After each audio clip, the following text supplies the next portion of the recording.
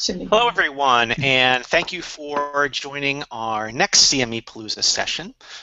This session is sponsored by Genentech, and it is entitled Revamping the Satellite Symposium, Enriching the Learner Experience. So I am Scott Kober, one of the CME Palooza co-producers, and once again, thank you for joining us. So I will call up our slides. I'm going to kind of run through a brief introduction. So first of all, I want to thank the sponsors of CME Palooza for their support of this event. So our gold sponsors, Intelligent Medical Decisions and Archimedics. Our silver sponsors, Genentech, iMedix, and MedPage Today. And our bronze sponsors, Advanced Studies in Medicine, Clinical Care Options, CME Matters, CMEology, CME Outfitters, Decision Simulation, Educational Measures, Forefront Collaborative, Global Academy for Medical Education, Highmark CE, Impact Education, Infograph Ed, Platform Q Health Education, and Vindigo Medical Education. So there are 3 ways to ask questions during today's sessions. If you've watched any of our previous sessions, nothing has changed. So you can use the MedPage Today text line to send in a question to 267-666-0CME. There is a Q&A app located within the Google Hangout window if anyone is watching this in the Google Hangout window. And you can also tweet your question to us using the CME Palooza hashtag. Raising your hand and waiting for me to call on you probably isn't going to be effective, so you don't need to worry about that. So here's our speaker disclosure. So it's important to recognize that the opinions, discussions, and/or conclusions expressed by our panelists do not represent an endorsement by or position of their employer, parent company, or affiliates. So with that, I'm going to introduce our panel. Our chair is Jan Perez. Jan is the managing partner of CME Outfitters LLC and a veteran of CME Palooza, having participated in this in the fall. So welcome back, Jan. Thank you. She is joined by Mark Garcia. Mark is the Director of Client Services at Educational Measures. And finally, we have Caroline Robinson. Caroline is the Senior Medical Education Manager in the Medical Education and Research Grants Department at Genentech. And so with that, I am going to turn it over to Jan to get things started. Well, thanks very much, Scott, and thank you for joining us this afternoon. I thought before we get started, share some of our goals for our session today. As we talked about putting together this session about revamping the Satellite Symposium and making it more interesting and engaging and really pulling in the audience, we really thought, okay, let's look at 3 goals. Share our experiences, because we all know that we look at data just like we do in regular life, but sharing experiences that we've gone through, that each of us, whether me as the accredited provider, Mark as the technology partner, Caroline as a commercial supporter, we bring our own distinct experiences to the table. And so our panel today will be really kind of asking each other questions and getting the perspectives of not just the person who's presenting, but all 3 of the perspectives, because they all have coming in from a different angle. Sorry. So first thing we're going to do is share our experiences about the symposium that integrate relevant content, interactive formats, and patient stories. The patient stories is going to be a real important part of it. Look at opportunities to increase the value of symposiums by using interactive technology, and value as it is in terms of, from the commercial supporters' view, the value of the actual investment that they made in the symposia, but more importantly, the value of the learner in terms of what they are getting from the symposium, the data presented. And then designing activities that collect data, because at the end of the day, we are here to make a change in behavior. That is the purpose of the symposia, imparting that knowledge and experience and insights from our faculty. So how do we measure that, and how do we make sure that we are collecting data that can really change behavior, but not just change behavior for a short period of time, but make it sustainable over a long period of time?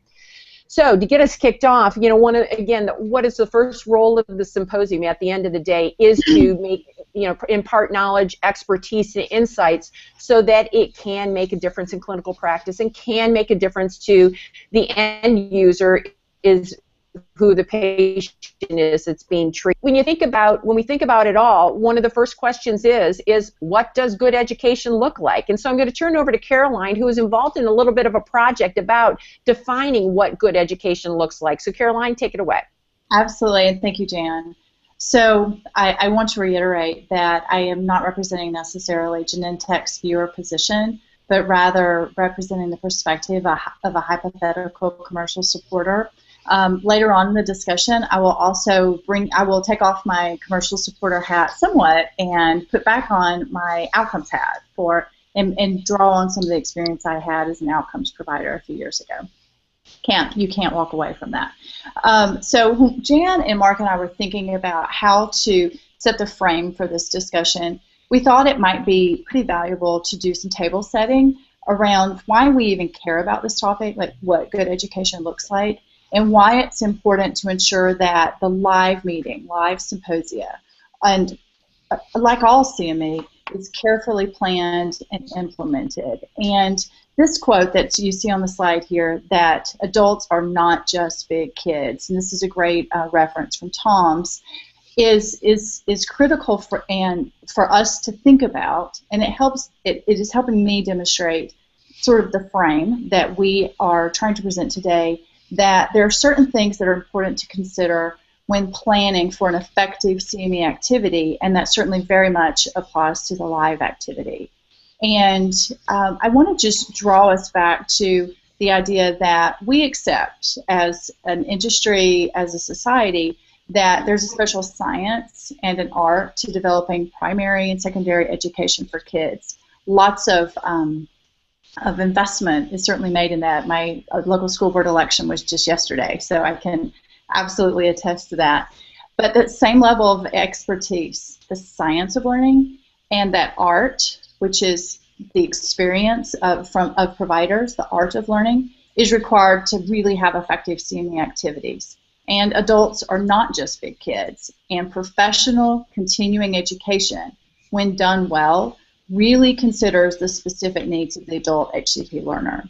So on the next slide, we have 4 pillars of effective CME, and these are drawn from literature. Many of you may have seen them before, and we just wanted to collect those for you today and just go through these as some key instructional design elements and how they might relate to the live symposia. And I'll begin that discussion, and then we'll be bringing in Mark and Jan to bring in some case examples and some more concrete examples of how these can be applied. So the first, and I think the next slide we had a few quotes, is relevancy. The key pillar for effective CME, and all of these have significant evidence from comparative analyses to point to these elements being associated with the more effective or effective compared to other kinds of CME. So when we think about relevancy, this is a great quote from Mann et al., and that learners need to be exposed to authentic tasks that they would be encountering in practice. And we know that those programs that ensure that the content is relevant to learners are more effective. And live events offer the opportunity for clinicians to engage with their experts in particular aspects of topics that are most relevant to them. And they really allow the expert to craft content or to shape content or target content like on the fly to really increase that relevancy for learners. The next pillar is feedback. And we know that CME activities that offer opportunities for feedback and personalized content have been associated with demonstrated change in physician clinical behaviors. And live events have this as a strength because they're inherently organized around feedback and the tailoring of content to meet the audience's needs and questions. Again, if conducted by a capable educator and expert, that expert is going to be able to tailor that content as needed during the live meeting and in response to what the audience really needs. And we know that one aspect of the live meeting, and this has been demonstrated multiple times, that physicians rate of highest value to them is that tailored approach and that closer encounter with the expert. And interactivity and repetition, those are the other 2 big pillars. And many, many works have pointed to the importance of this for the most effective forms of education. And we know that CME activities are interactive and offer multiple opportunities for clinicians to be exposed to information are more effective. And live education, the satellite symposia that offers pre-activities, really effective education right in the middle of the live meeting, and then some sort of follow-up. And there's lots of opportunities for that with some innovative satellite symposia design are quite effective. So these are the 4 pillars, and we will be bringing these into discussion now with some case studies. Now, Caroline, before we move on, I'm curious. You on the slide before we looked at the 4 pillars very separately, but on this slide you put interactivity and repetition together. Was that by design or just because we ran out of room? That's a great question. I do like the slide.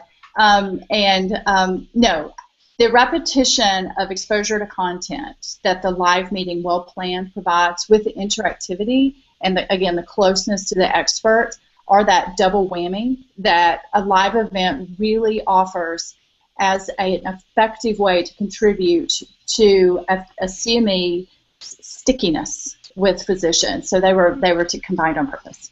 Okay, great. Okay, so let's move on to talk a little bit about the different elements of engagement. From the first perspective would be, let's look at content. And at the end of the day, the foundation of any CME symposium is the content. What's the old adage, content is king. And that doesn't change, because at the end of the day, we are there as educators to teach. But the important part is that the content is not only evidence-based, but back to that term relevancy, it has to be relevant to practice. It has to be something at the end of the day that our audience, our learners can walk out and go, you know what, when I get back to my office, I got a nugget, and I'm going to take that nugget and I'm going to apply it to practice. And so you always want to have that element of evidence-based and relevant to practice, applicable to practice for the content. But how you deliver that content and how you do the instructional design for that is really what can make the difference between an interesting symposium and an interesting symposium, one that you really go, oh, that really engaged me. I really felt like I was a part of it. I really felt like I not only learned something, but I had fun doing it. One of the things that we really worked on this year, and we have been working on and continue, is to integrate the patient and the patient stories into our symposium at CME Outfitters. The woman who spoke at the Alliance this year said something that I've got a piece of paper that I stuck in my notebook, and I keep it on my desk, and it's a ripped piece of paper that I wrote a note on, but it really makes a lot of difference, and it makes me want to think a lot. She said, telling stories changes culture, and when you change culture, then you can really begin to change behavior. And creating those teachable moments with the patient is what really, really starts the learning process and begins to move that learning process along. So how do you create those teachable moments, and how do you weave in those patient stories? Because there's a lot of ways that it can be done. There's a lot that can be done, but it's a choice. You can use video. We did a symposia this year and included video. It was a real patient, but we used video clips instead of bringing that real patient to the symposium. One of the reasons was that she had a condition that really didn't make it easy for her to travel. But one of the other reasons is because we wanted to be able to control what she said. She was a great representation of the problem, but we wanted to be sure we really controlled and we parsed out her discussion. So video can be a great way to do it, using video, showing clips, and then bringing in maybe some audience response and see what did the faculty not ask the patient? What did the patient do? And so it can be used that way. Hey, Jan, I hate to interrupt, but I've got to ask this question. So I can see on the slide here, you got those pictures of, looks like, the faculty's dressed in like a boxing uniform. I know we've talked about this in the past. We've done some work for you on these types of events, but can you give some background on how, what that's all about and how that fits into kind of your profile for, a live meeting event?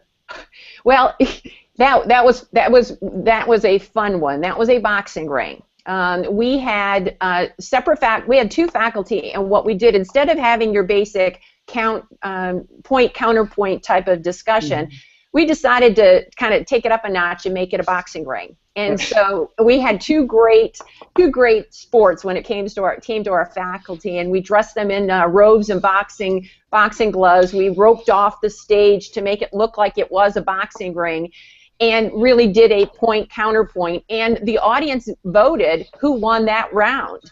And so they would present their data about what they think the patient had, or how they would treat the patient, and then the audience voted. And so it was a really fun way. We did this as a lunch symposium as part of an overall 2.5-day conference. Just about the time people are getting a little bit antsy, they need something to liven things up, to lighten things up a little bit. And we had a lot of fun with it, again, because they were good sports.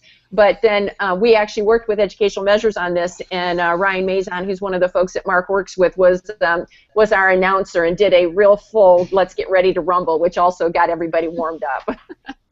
I think it's a great option. I mean, when you get your faculty involved like that, that's key to engaging your audience as well. When they're involved, it's making everything much more fun and much more engaging also. Exactly. And just like anything, when you get your faculty to buy in on a concept, on a patient using audience response, on using different technology, if you don't get them to buy in early in the planning process, you've really done yourself a disservice, because it's going to be hard to get them to buy off on it on the back end. Right.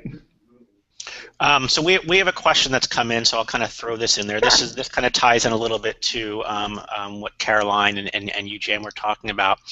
So how do you overcome the challenge of live CE, specifically a satellite symposium, regarding its episodic natures? I guess sort of that it is a one-off program, and the lack of connection to learners before they enter the room.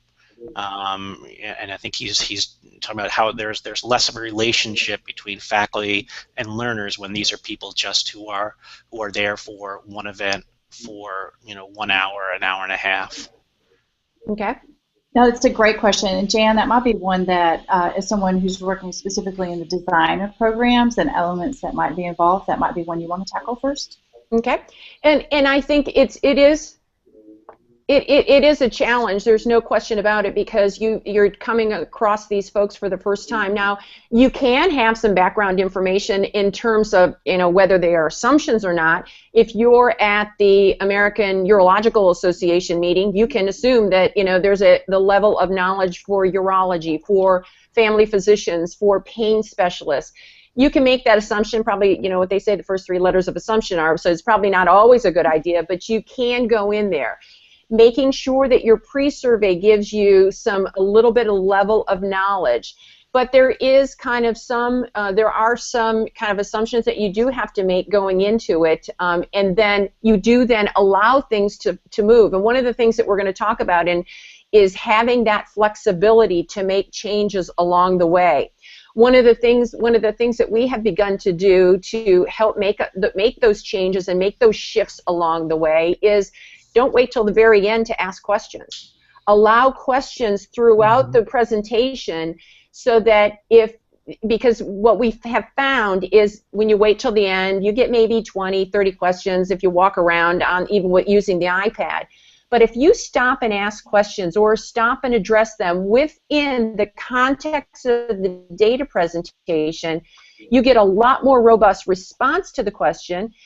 If you're using technologies, you're getting a reaction to the slides, and the faculty, again, if they're prepared, they stop, they listen, and then it kind of can take them in a direction that really suits the needs of the audience at that moment in time. I wanted to add that there have been some exciting pilots with the idea of a flipped classroom, where there might be some materials provided ahead of time that the learner or participant could be exposed to, and then come a little bit prepared with at least some basis of information. Again, some assumptions can be made depending on where the live symposia is or satellite symposia is held.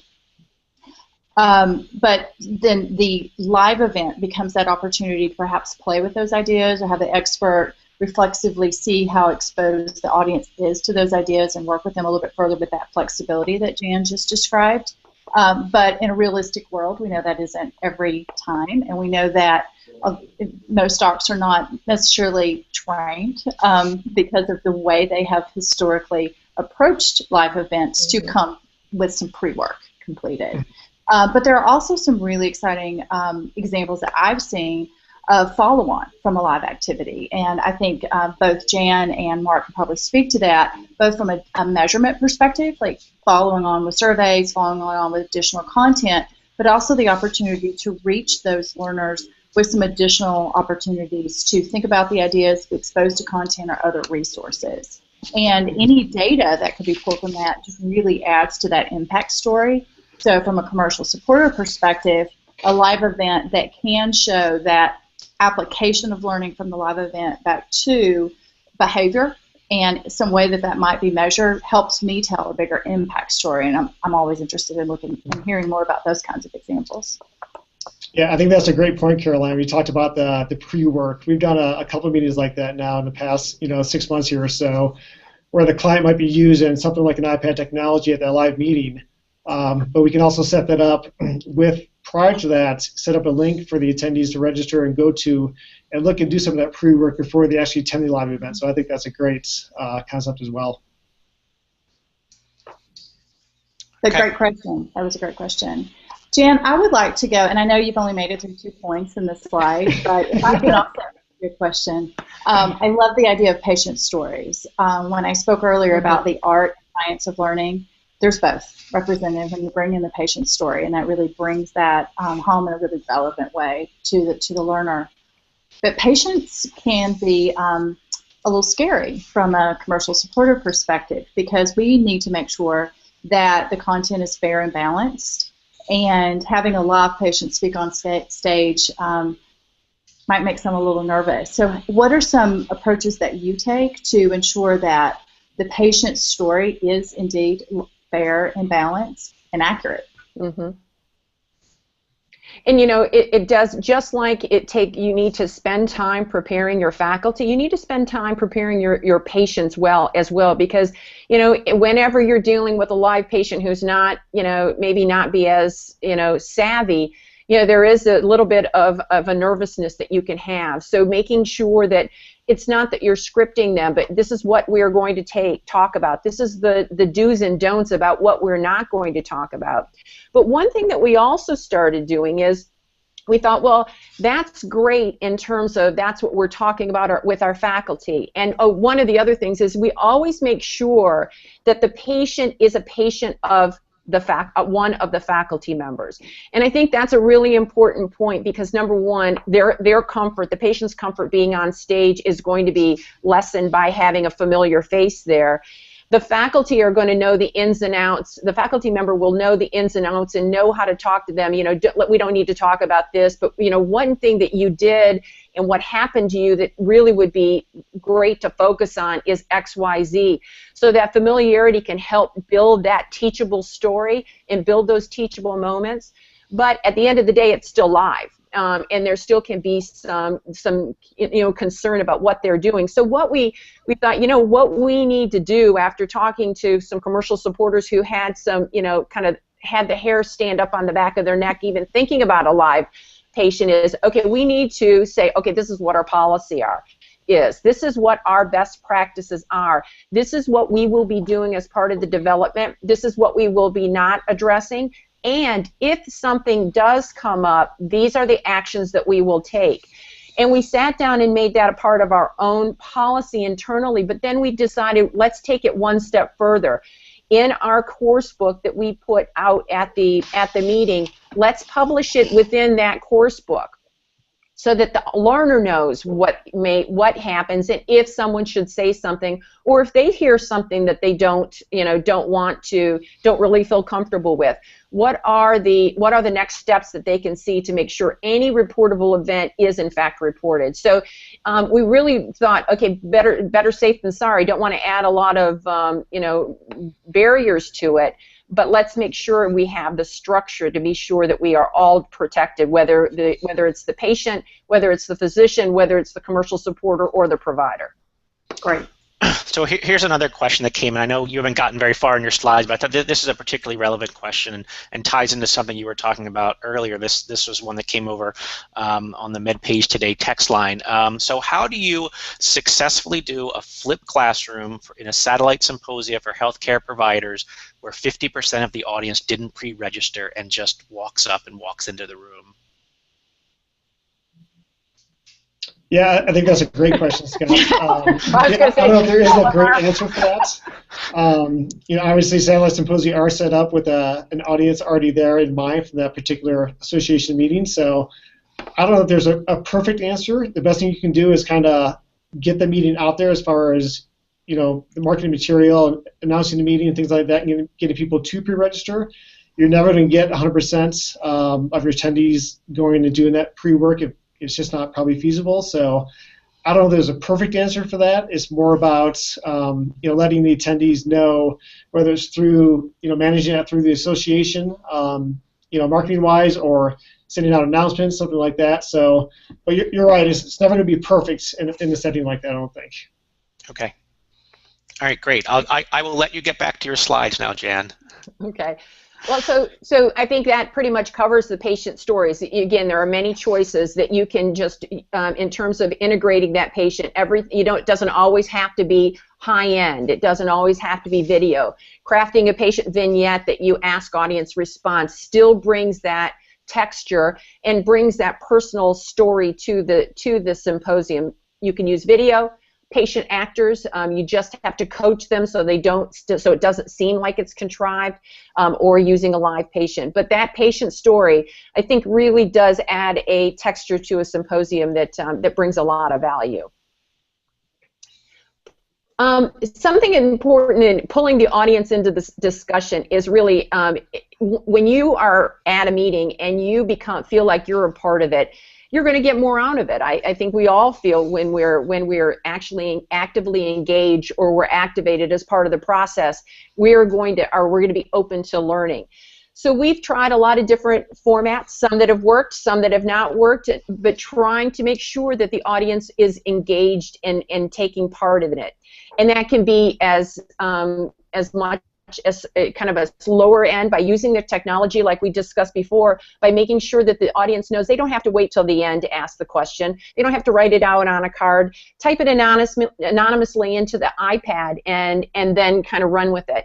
And this actually happened kind of almost not by mistake, but we told our faculty that we would be getting questions in via the iPad.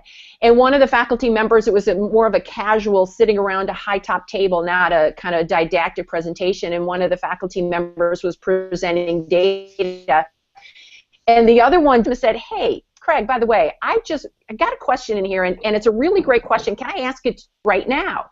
And Dr. Nelson was wide open to doing it, and it was like somebody just opened the floodgates. More questions came in. So instead of then just continuing to move along, when they got to a certain part of their presentation, one of them would be responsible for looking down and saying, hey, are there any questions that go along with it? So that if there's any clarification that is needed about the data that's being presented, any questions, any controversy with it, they're dealing with it right up front rather than after the fact and say, Dr. Nelson, do you remember when you presented that? It was kind of like in the middle. What did you think about it? And I think presenting it, when you've got the data there, presenting it with visually as well as orally is really does help and really gets the things going.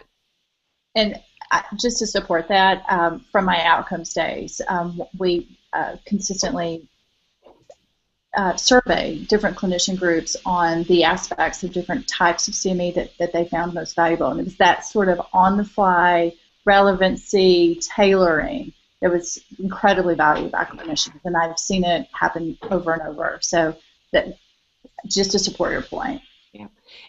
And we also, we've sent, and this is one of those, a format that we kind of came up with, one of those harebrained ideas that turned out really well.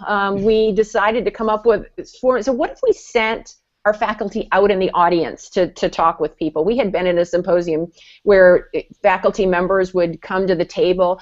Well, what if we carved little spots and we divided the room into 4, and the faculty came down and they talked to them and had small group discussions, and then they came back up on stage and said, this is what our group thought, and this is what our group would do differently about this patient.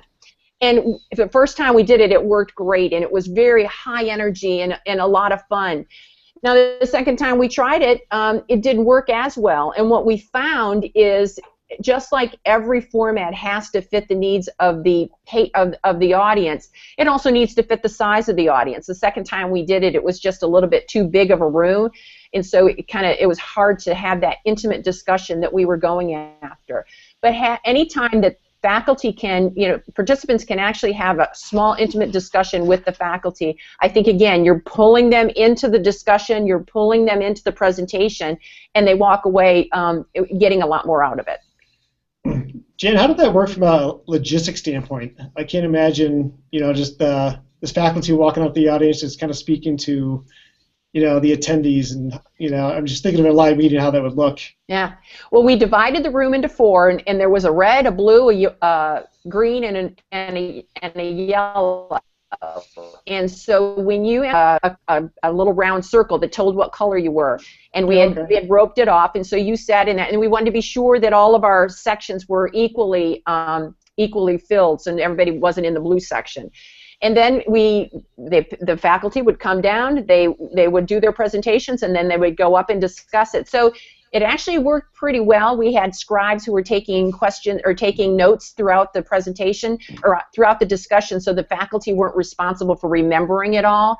So then they went back up and they had their notes there, and they were able to kind of, what were the high points, what were the low points, what came out of your group discussion. So it worked really well. But again, a smaller group, works much better with it. The larger group, if you can't hear and stuff, it gets a little unruly. Yeah. So we have another question that's coming that speaks to this topic, Jan. So maybe if you can talk a little about how you prepared your faculty for these kinds of different sorts of events where it's not just them talking, where they really have to do things a little bit differently than they're used to, and how you choose the right faculty, and how you perhaps prepare and train the faculty for what they're going to need to do to have a successful live satellite symposium. Well, that was a softball, because the people whoever asked the question basically set it up and hit planning, and it isn't, we laugh sometimes. You don't just show up the day of the presentation and say, oh, by the way, Doc, here's your ARS questions. Well, even to a more larger extent, when you're going to do something that's a little bit out of the box, from the moment you have that first interaction with the faculty member, you need to let them know it's a little bit different, because not everybody is comfortable with anything but I'm going up to the podium and I'm going to speak for 20 minutes. And I think there's a lot of folks who are getting better with it, but it's still a challenge for some. And so you've got to have someone who's willing to try something different, to be open to different things, and it still can be a little bit off-putting the first time. But it's all about the planning, and it's about letting them know what the logistics will be, because just like many of us, the first thing we think of is like, how am I going to get from the stage down to the thing? Will I be timed? What are the small details? So being very aware and thinking and trying to be devil's advocate about what small details may come out are very important. And the other thing that is very important to remember is everything takes longer than you think it does. And when people, I can present all these slides, yeah, but we got to go up from this down here. We've got to run the video. We've got to do this, and you always need to remember everything takes longer than you think. So that planning just is really very, very, very, very important. And if I can just take one step further, and it's equally important to explain it to your audience. It's equally important to get up there and say, okay, we're going to do something a little bit different. We're going to try something new, and we hope you'll hang in there with us. Explain things a little bit more, take a little more, because again, just like you need faculty buy-in, you need participant buy-in too to get the most out of it. Yeah, that's key. And this is a great way to tee up technology, Mark. So I'm going to kick it over to you. All right, thanks, Jan. So next we're going to talk about using technology at a live meeting, satellite symposium style event. So you can see I got three kind of high-level things that we're going to talk about here.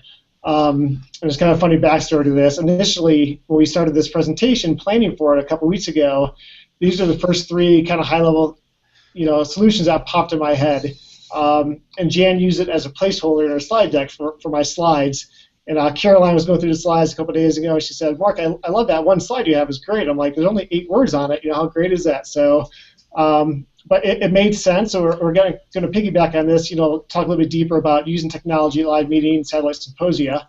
So the first is everybody wants to have technology nowadays. That's a big factor, I think, in planning a lot of live events. So have a reason why you're using technology. Picking a solution is next, and then integrating that accordingly is very important as the 3 factors that play into using technology. So next slide, Scott. So piggybacking on these, always have a purpose in mind with an end goal that you're going to be using the technology for. I get a lot of calls on a daily, weekly basis of clients that just want to have technology to use technology. And that's fine, but I always tell them, what do you want out of the technology that you're going to be using? So some samples here are you trying to create interaction, engagement? Are you trying to collect data? Obviously the collection of data in CME is a very important factor, and I think it's probably the most important reason, along with engagement, to use some sort of technology solution. All CME providers need to report back to their stakeholders, report back to the supporters as well, and look at all their outcomes data and effectively collect the appropriate data at these events. And using a technology solution can certainly assist in the collection of that, whether it's just kind of baseline, ARS data, or more integral data, looking at slides and things like that. So obviously very important. Also to touch on. Go ahead. Sorry. Can I ask a question related to that? Sure. So in our discussion, and it's been very enlightening to hear from you about the many things that can be integrated appropriately into a program, and it begs the question, I think, from my perspective. When I'm looking at a grant request, I'm very interested in seeing what kind of data would be available so that I can demonstrate the impact of the program, ultimately can share that internally. Sure. And we know that there's a lot that can be done, but I think it takes very careful planning to think about what should be done and how to do that. So how do you plan to identify, or how do you identify and then plan for collecting the best outcomes that can be collected with those minimal points of exposure that you have to the audience, to the earlier question submitter's point? Yeah, so I think it's a great question. That starts with your purpose of what you're going to use the technology for. And if it is to collect data and look at the outcomes solution, there's a couple different options out there as far as using like an iPad technology or a typical kind of ARS system platform. The more technology-based solution you get, like a tablet or iPad solution, allows you to collect more of that data on the learner side of things as well. So a lot of stuff we do on our side of the business where we're using the Array iPad technology, it allows a few different points of data collection, not just the polling side of things. So it allows you to collect the information on open-ended questions. Like Jan was referring to earlier, you can submit questions to the speaker or moderator as well using devices. And that's great feedback. I mean, you get a lot more questions coming in when you have a device in front of you than you would standing in front of a microphone, trying to look embarrassed, asking a silly question. So there's a lot more data that can be collected using a platform like that to collect that outcomes data. Also, when we're doing the system that we use, we stream live slides across the platform as well.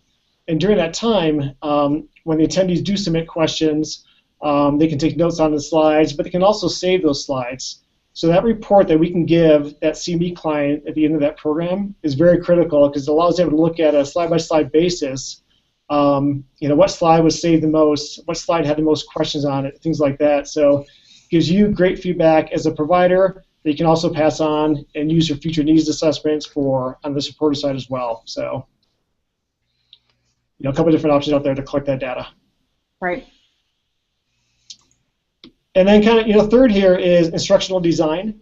I think that's very important. A lot of people, kind of refer back to some of Jan's live patient stuff as well, they want to integrate technology into a live meeting, but they don't know how to.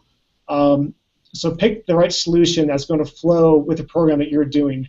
Don't do something that's going to kind of impede on the faculty or impede on the flow of what you're trying to present to the actual attendees with an end goal in mind. So just keep that in mind. Don't do something distracting where it's going to take them away from the content fully.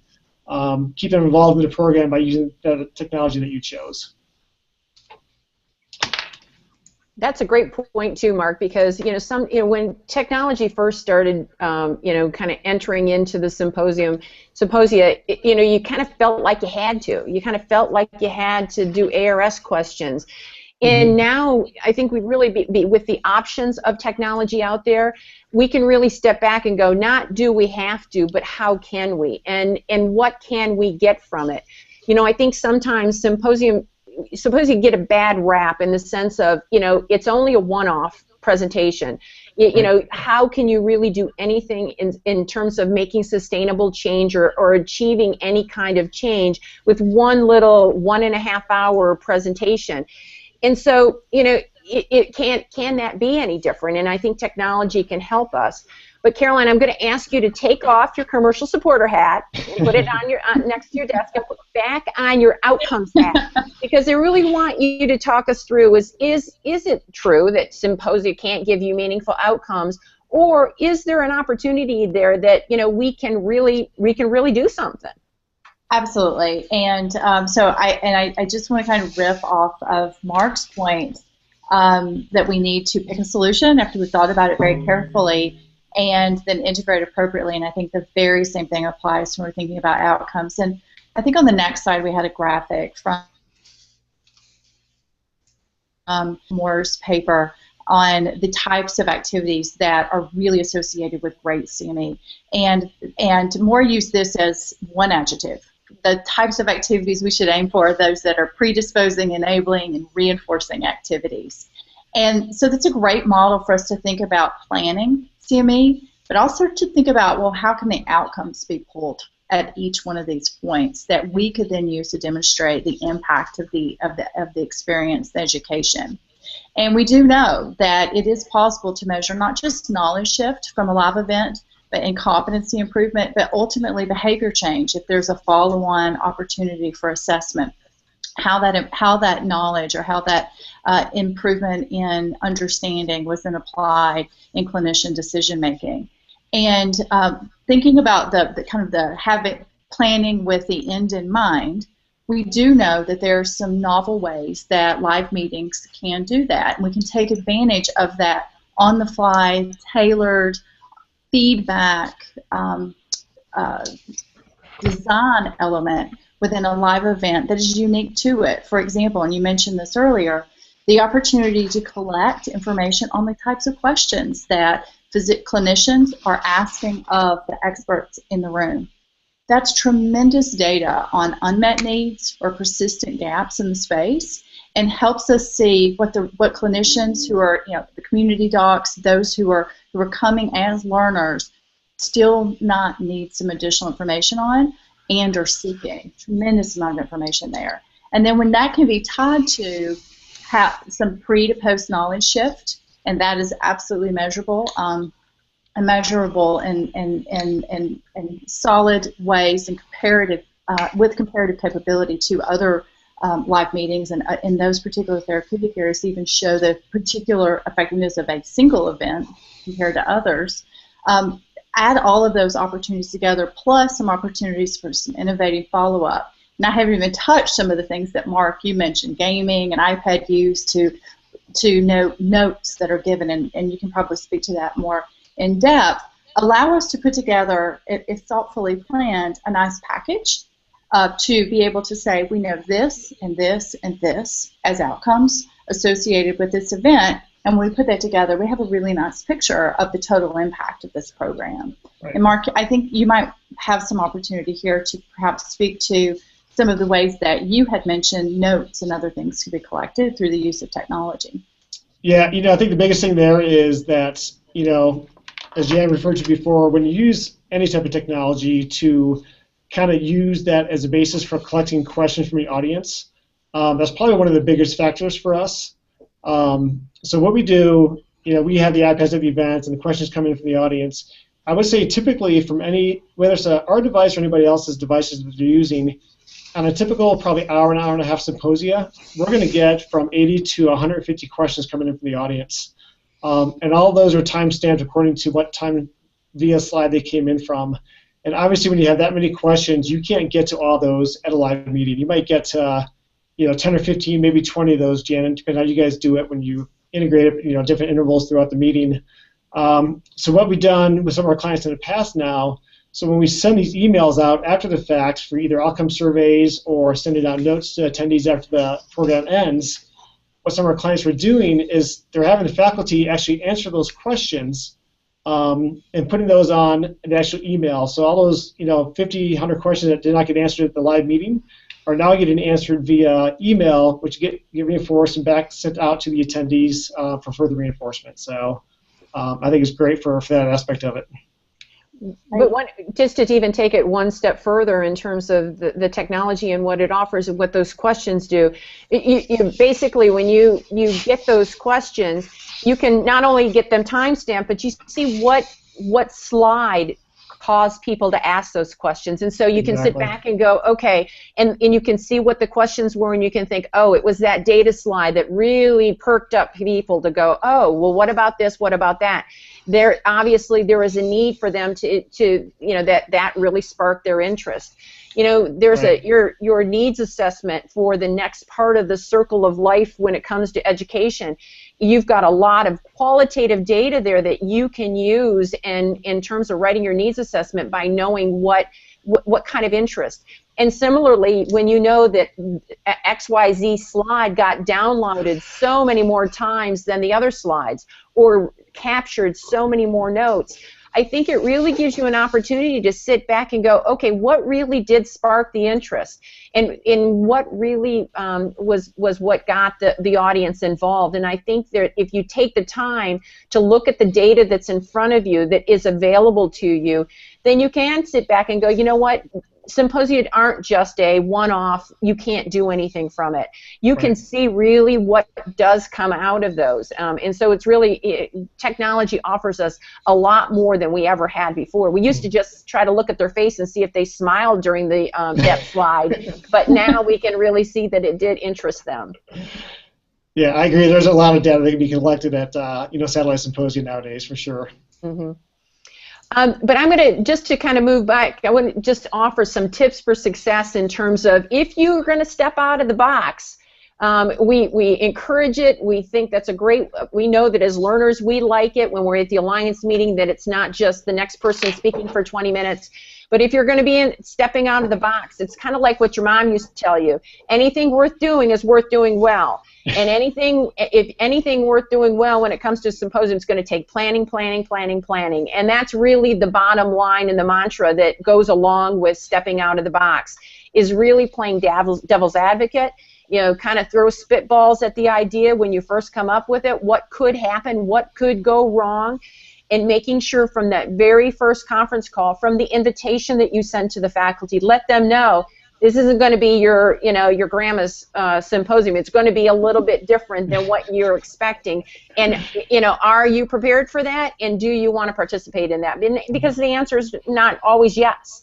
And so having that kind of interaction and planning right from the get-go, what typically we found, and they get all geeked up about it. They're looking to do something different. They're looking for something that's a little out of the box. So 9 times out of 10, the faculty really do enjoy it.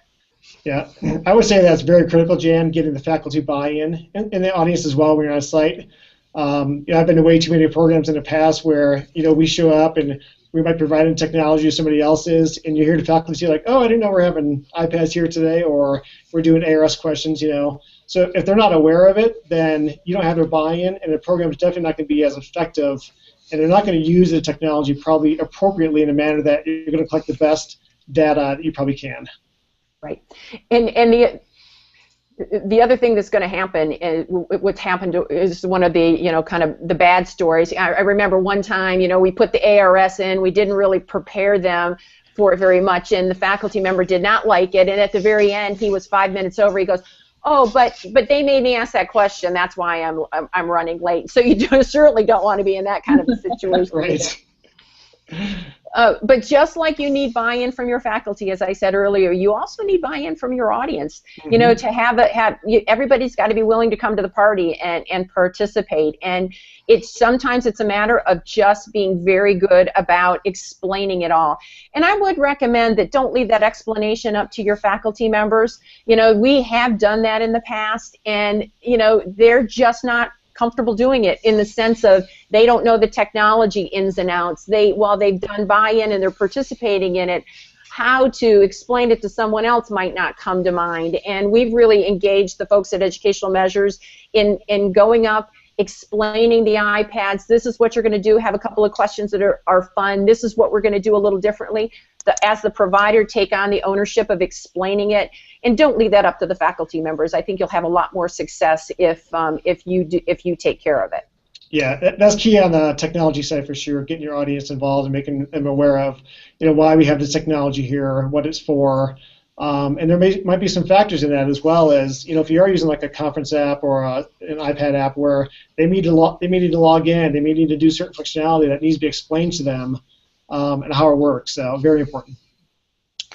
So a couple questions that have come in that I want to throw your way. I know we're running out of time, so I just want to get to these before we finish. So first of all, any thoughts or experiences on requesting, vetting, and incorporating case submissions from pre-registrants for a satellite symposium?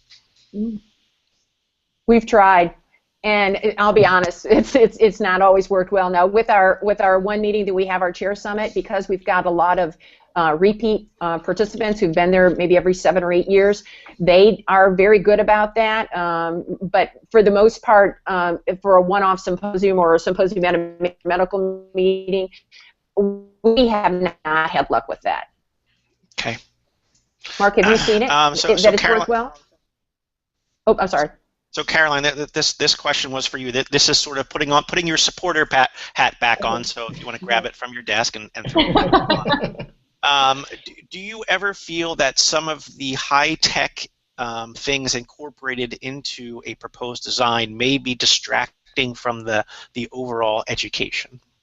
Well, that's a great question, and that is why I made the statement earlier that there are lots of things we can do, but we need to very carefully think what we should do. And so when I'm reviewing a grant request that I know I ultimately would need to advocate for with my grant review committee, I need to be able to have some confidence that the learning format and all of the tools, technology that would be associated with that are much more than just things. They are absolutely contributing to the direct educational value that's going to be provided. And I'm also always looking for great outcomes. Just like I need to advocate for a grant in front of my committee, I need to be able to then come back to them and say, and look at these great outcomes that we got from our decision. Mm-hmm. So I think it's two sides. We absolutely need to make sure that we have some great evidence from any grant that would be supported to be able to go back and show how we are meeting unmet medical needs. But beyond that, we need to make sure that it's also a prudent use of resources, because we know that overall CME dollars are not infinite, and so the resources that are used within any program need to be appropriate. So I think there's a nice balance, and I'm always looking for that. And that's something I think, Mark, that came up in our discussion too, is you can do a lot of things, but what should you do? And that does take some serious planning. Yeah, it comes down to picking the proper solution for what you're trying to get, out of the actual meeting itself. So, in Jan's case, she's not going to have her faculty go down in a 600-person meeting and talk to the audience probably. So, pick the solution that's proper for you and what you want out of the meeting. So. Right. Bells and whistles, not necessarily great education delivered optimally. Yes. Right. It's an art, not just a science. Yeah. Okay, well, we just have a couple of minutes left, Mark. I'm going to throw the last slide up to you because what are the pitfalls and what are some of the things to avoid? And I know you probably, the group would rather spend a little bit more time, but give it to us quick. Great. Well, I think we talked about some of these already. Vague instruction about the content. We mentioned this before. I think someone needs to get up on stage or talk about the technology and why it's being used there, get the audience engaged in it. I think is a great idea. Set up time considerations. On the technology side, whether it's a conference app, whether you use an array iPad technology or gaming, you got to look at the fact: is it a web-based solution? Is it something you need to download? Something you need to log into it. So keep that in mind when you're either setting the activity up or when the attendees are ready to go. Do they need to do something else to get that technology moving? So, don't do a ton of polling. ARS can kind of, I think, burn some attendees out. Collect the necessary data that you want to collect and move on. Don't dig into it too much. And then proper question asking technique. Read all choices. That's just all about the questions coming in from the audience. Use that appropriately. Ask the questions coming in. Jan, like you did at certain time frames, and keep that audience engaged at all times. I think so. Okay. Well, great. Well, thank you to the three of you. I will be sure to collect the 115 additional questions we got, forward them on to you. I expect written and fully referenced responses within 24 hours. So working that now. So for folks who have not yet completed our CME Palooza survey, I encourage you to go to the survey link on top of the Live tab on the CME Palooza website. This will give us a little sense of who is watching CME Palooza Spring and give you a chance to offer some feedback on this event. And for those who are watching CME Palooza Spring Live, you will need to refresh your browser once this session concludes, and the next session will be up momentarily in about 3 or 4 minutes. So with that, I want to thank Jan and Mark and Caroline for a very interesting, thought-provoking session, and I think that you gave people a lot to think about. Great. Thanks, everyone. All right. Thank you.